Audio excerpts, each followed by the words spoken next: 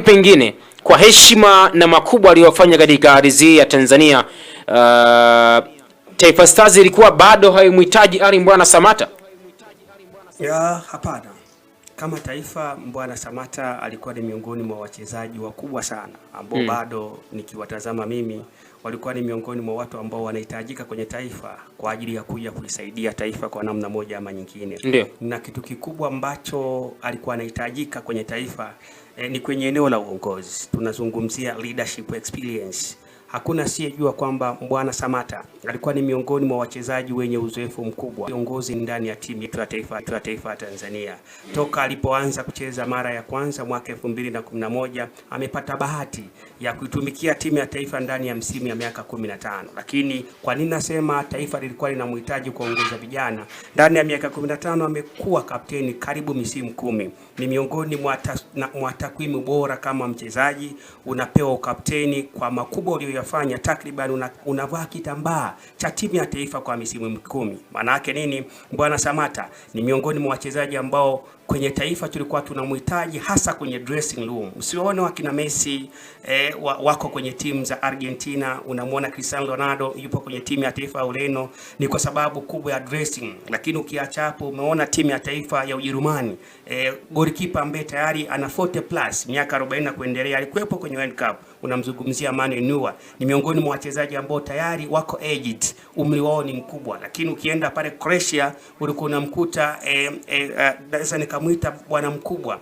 Luka Modric yupo miaka mingi zaidi ambayo yuko nao, lakini alikuwa bado yupo kwenye kikosi kwa ajili ya kutoa mazingira makubwa ya kushauri. Kwa hiyo kwenye Nora dressing room tulikuwa tunamhitaji kwa kiwango kikubwa sana, hasa kuwasaidia vijana kwa namna moja ama nyingine, kwamba kuna mechi zenye uzoefu, kuna mechi nzito zaidi, unatakiwa uziendeje na unatakiwa uzipambanie katika mazingira gani, na yeye ana uzoefu toka alipoanza kucheza soka la kulipwa mtoto huyu askari Mbwana Samata mwaka 2008 akiwa na African Lions. 2010 Simba wanamuona wanakwenda kumsajili, msimu mmoja alifanya makubwa sana, more than 20 goals aliweza kuzifunga. Anazijua pressure za mechi kubwa na ana uwezo wa kuzihandle na ukafanya vizuri, si tu kwa maana amefanya hayo akiwa na Simba, even alipokwenda kwenye kikosi cha TP Engrebe Mazembe alifanya makubwa sana, zaidi ya mechi 100 lakini unamuona miongoni mwa magoli ambayo aliweza kuisaidia timu ya TP Mazembe ni mengi sana, 50+ kuelekea 60. Mimi sana uzoefu wa kucheza mashindano makubwa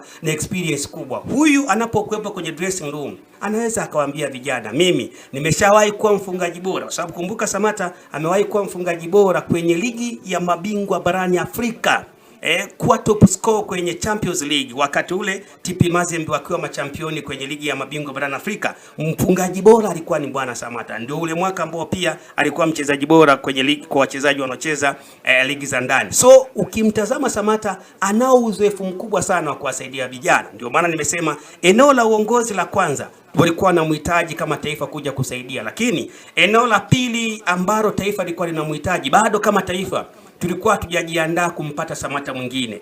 Ukiangalia wachezaji wanaocheza mbele kwenye kocha timu ya taifa ya Tanzania, bado hatujapata mchezaji mwenye kariba Mbwana Samata, namba 10 ambaye anaweza akawa ni special kidogo, akacheza kwenye flank zote mbili, kwa maana namba 11 na namba 7. Mbwana Samata ana uwezo wa kucheza namba 7, ana uwezo wa kucheza namba 11, ni specialist kwenye namba zile za front, ni mchezaji mkubwa na alikuwa anafanya vizuri. Lakini kwa wachezaji waliopo ambao wamekuwa wanapata nafasi, yuko Idi Suleiman Nado, kuna Kevin John, kuna muda mwingine anapata nafasi kwenye timu, lakini mara kadhaa pia tumekuwa tunamtumia Suleiman Mwalimu mbele. Ukiwatazama wachezaji wakina Faisal, wachezaji wanaocheza kwenye timu ya taifa, ikitokea Mbwana Samata hayupo, bado kama taifa kwa sababu ya kukosa misingi hatujaandaa Mbwana Samata mwingine wa kwenda kureplace nafasi. Hili ni jambo ambalo kilitazama linawezekana kwetu sisi, tulikuwa tujajiandaa. Ni namna ambavyo sasa alitakiwa kuwepo kwenda kwenye mazingira makubwa. Kumbuka mwakani tunakwenda sisi kama host nations, tunakwenda kusimamia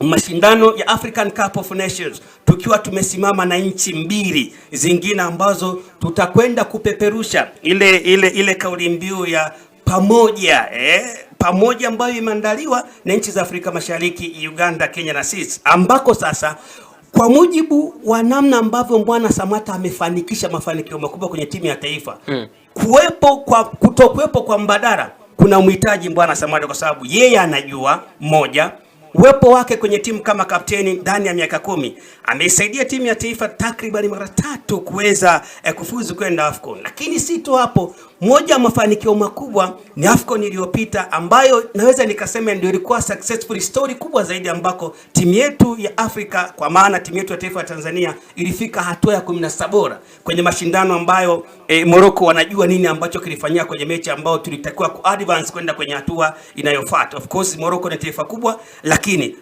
mapambano makubwa tuliweza kuyaonesha. Sasa Mbwana Samatta ana uzoefu.